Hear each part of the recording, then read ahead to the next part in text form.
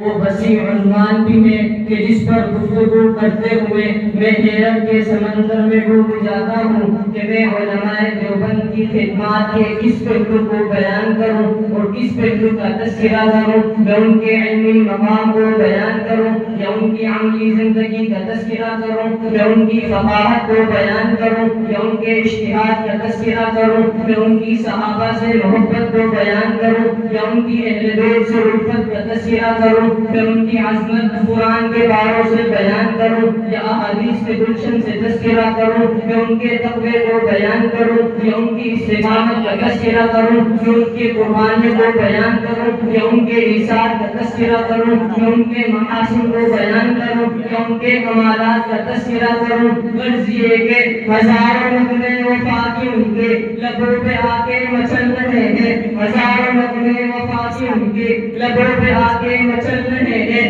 لبوں پہ لیکن لگے ہیں پہرے تو بن کے آنسو نکل رہے ہیں، زبان ثابت قلم پہ میرا بتاؤ کیسے میرا زبان تھا جو پہرے کم نے اٹھائے طوفان تو دریا دریا دہل رہے ہیں۔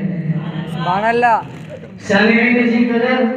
علماء دیوبند کی خدمات کا دائرہ بہت وسیع ہے۔ ہر میدان کے اندر آپ کو علماء دیوبند نظر آئیں گے، چاہے وہ درس و تدریس کا میدان ہو، چاہے وہ واعظ و نصیحت کا میدان ہو، چاہے تحریکی میدان ہو، چاہے فرقہ باطلیہ کا تعاقب ہی کیوں نہ ہو۔ یہی وجہ ہے کہ اگر ختم نبوت کا مسئلہ ہو تو آپ کو نظر آئے گا عالمی مجلس تحفظ ختم نبوت دیوبند والا، اگر حفظ قرآن کا مسئلہ ہو تو آپ کو نظر آئے گا وفاق المدارس دیوبند والا، گلی اور بازار کی گشتیں ہوں تو آپ کو نظر آئے گا تبلیغی جماعت دیوبند والا، اگر طریقت اللہ کا مسئلہ ہو تو آپ کو نظر آئیں گی خاندانیں یہ دیوبند والوں کی ہیں، جب بھی مسئلہ اٹھا ہے دیوبند والے آئے ہیں۔ اگر عدالت میں ختم نبوت کی بات آئی تو ختم نبوت پر پہلا دینے والا علامہ انور شاہ کشمیری دیوبندی تھا، اگر اسمبلی میں ختم نبوت کی بات آئی تو ختم نبوت کی پہلے جاری کرنے والا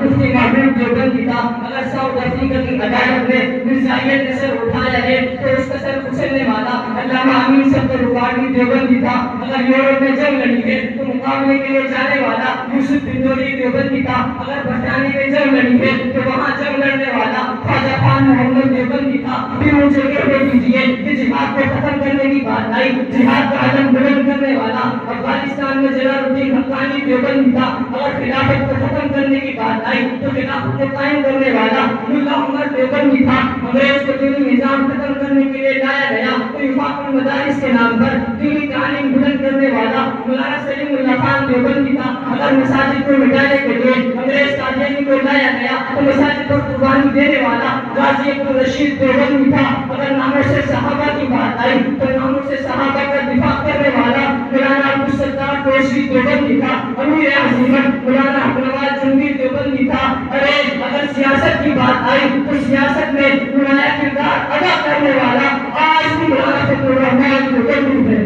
سبحان اللہ۔ سامعین محترم، جب بھی کسی فتنے نے سر اٹھایا ہے تو اس کو سر کچلنے والے علماء دیوبند تھے، اور میں بتاتا ہوں کہ علماء دیوبند کون ہیں جنہوں نے 1919 کے اندر برطانوی حکومت کے خلاف خلافت عثمانیہ کا آغاز کیا، وہ علماء دیوبند جنہوں نے 1920 کے اندر ہندوستان میں سب سے پہلے مکمل آزادی کا مطالبہ کیا، وہ علماء دیوبند جنہوں نے 1922 میں نام نہاد ہندو صحافی کے خلاف تحریک چلائی، وہ علماء دیوبند جنہوں نے انڈیا میں 1925 کے اندر انگریزی حکومت کے خاتمے کا اعلان کیا، وہ علماء دیوبند جس نے بانی پاکستان کا جنازہ پڑھایا، وہ علماء دیوبند جن کو درختوں سے باندھ کر گولیوں کا نشانہ بنایا گیا، وہ علماء دیوبند جن کو گولیوں میں بند کر کے دریاؤں میں ڈالا گیا، وہ علماء دیوبند جس نے حکومت خضرا کے سائے میں بیٹھ کر 18 سال تک درس حدیث دیا ہو، وہ علماء دیوبند جن کی وجہ سے آج بھی حکومت خضرا کا دیدار نصیب ہو رہا ہے،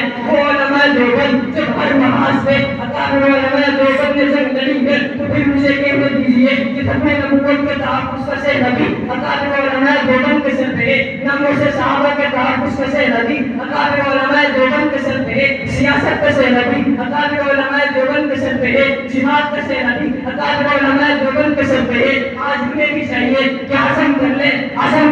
कि हम खत्मे नबूवत के तहफ़्फ़ुज़ के लिए जंग लड़ेंगे, हम नामों से सहाबा के तहफ़्फ़ुज़ के लिए जंग लड़ेंगे, हम मसाजिद के तहफ़्फ़ुज़ के लिए जंग लड़ेंगे, हम मदारिस के तहफ़्फ़ुज़ के लिए जंग लड़ेंगे। कुरान में जिहाद को बुलंद करते हुए कादियानियत की कब्र पर एक बार नहीं करोड़ों बार लानत भेजेंगे, इसलिए कि हम तेरे निशानी की, हम तलवार लेकर की चमके फिजाओं में बातिल को मिटा देंगे। हम फारूक के बेटे हैं, हम सात का लश्कर है, हम हमें सबक दुनिया को याद दिला देंगे। आए दिन की इबादतकारी वे है या कारी नगरी में से जारी अफसाना बना देंगे। ए अंग्रेज के बच्चे हम धोखा मिला रहे हैं, इस्लाम बचाया था, इस्लाम बचाएंगे। सुभान अल्लाह। देवबंद देवबंद देवबंद देवबंद देवबंद की अजमत को तराजू में ना तोलो, देवबंद की अजमत को तराजू में ना तोलो, देवबंद तो हर दौर में बोल रहा है। माशाअल्लाह बारकाल्लाह। ये थे दर्जा राबे के तालिब इल्म मोहम्मद हसन जो बहुत ही अच्छे अंदाज में दलील पेश फरमा रहे थे।